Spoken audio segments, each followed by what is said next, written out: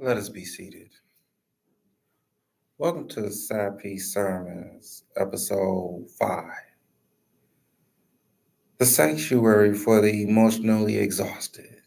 And I know some of you all are exhausted. I'm Trillionaire Chuck, and today's message is why good women don't trust love anymore. She's been loyal, patient, forgiving. And every time she gave her heart, it became a lesson instead of a legacy. See, I'm going to talk to you all today. Trillionaire Chuck is going to talk to you all today, right? Now, she calls peace boring now. Vulnerability risky and kindness a setup. Let's be real. Some women ain't cold, fellas. They're in recovery. Even if they don't want to admit it, they're in cover. They're in recovery. Now, this is trauma disguised as standards. What do I mean? Well, let me break it down to you. See, many women say they're raising their standards, fellas, but often they're raising their walls. See, in Psychology Today, April of 2024 is when it dropped. It says this: emotional burnout in modern dating leads to avoidant attachment and hyper independence, right? Quote: when love used to hurt, safety feels like danger. Some of y'all aren't unavailable. No, some of y'all ain't unavailable. You're just tired of building for people who burned the foundation. I'm gonna say it again. I'm gonna say it again. See, you're just tired. Somebody say tired. See, you're just tired of building for people who burned the foundation, right? Now, some of y'all never heard of like a hyper independence, right? Well, we'll talk about it, right? Because I like to call this I like to call it like a hyper independence trap. You know, let's define how self protection becomes self sabotage, right? In this article, Harvard Health Blog of 2023, why independence can mask fear of intimacy, right? Studies show avoidant coping raises cortisol and reduces relationship trust, right? We've heard this term, fellas. She don't need a man. You heard women say, I don't need a man, right? But then we hear she wants to she wants to feel safe. Fellas, the women, they need to feel safe with whom they're with, right? You know. Then I know we all heard this phrase, I'm in my soft girl era. How many of you ladies said I'm in my soft girl era, right? Soft girls, hard lessons, right?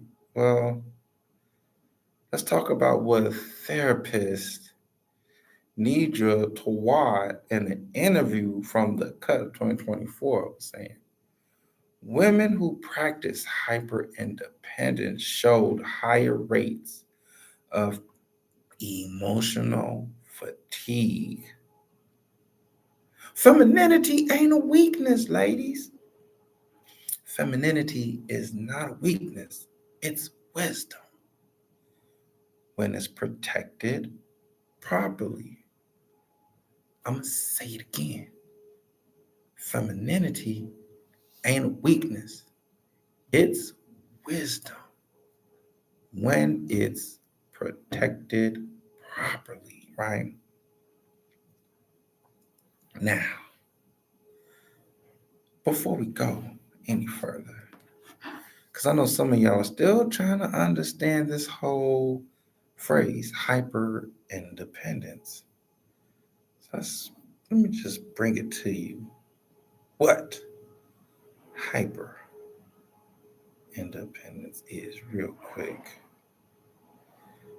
Hyper independence.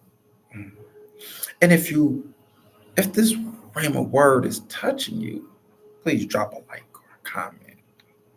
Let me know how you're feeling out there. Ha ha! Here we go, right here. Let's see here. Because I got it for you. So, because we like to say things, actually know what they mean, right? Okay, here is hyper independence. I'm gonna give you two versions of it, right? Hyper independence is this. Oh, Lord. All right. It's when a person feels the need to do everything on their own, avoids relying on others, and struggles to accept help, even when help would make life easier, right? Now let's put it in a relationship sense, right? What that looks like. What does hyper independence look like in a relationship? When someone is hyper independent in a relationship, they love their partner, but they won't let their partner love them fully.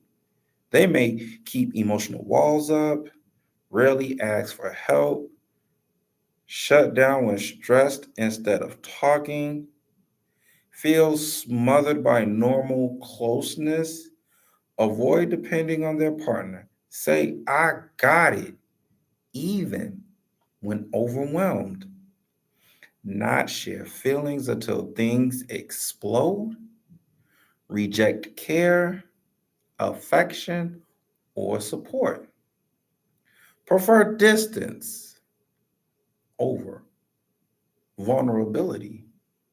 To the partner, it feels like this: I love you, but I can't get close to you. To the hyper independent person, it feels like if I depend on you, you can hurt me. I feel like I spoke to somebody out there. I feel like I spoke to somebody out there. So let's go to another article from Therapy for Black Girls blog in 2024. Relearning trust after being disappointed. Their quote is this: your boundaries should filter pain, not block possibility. See, some of y'all are blocking possibility out there. Some of y'all are blocking possibility, right? You ain't guarded. You're grieving what you had to outgrow. I'm going to say that again. Ladies, you're not guarded. You're grieving because of what you had to outgrow. It's time I call in for confession and reflection. Ladies, have you ever met a good man and still couldn't trust it? Was it his energy or your memory? Drop your truth in the comments, because in this church, healing is a group project. This was Sidepiece Sermons, where the truth ain't holy, but it's necessary. I'm your host, Trillionaire Chuck, reminding you love didn't hurt you, unhealed people did. See you next time for episode 6.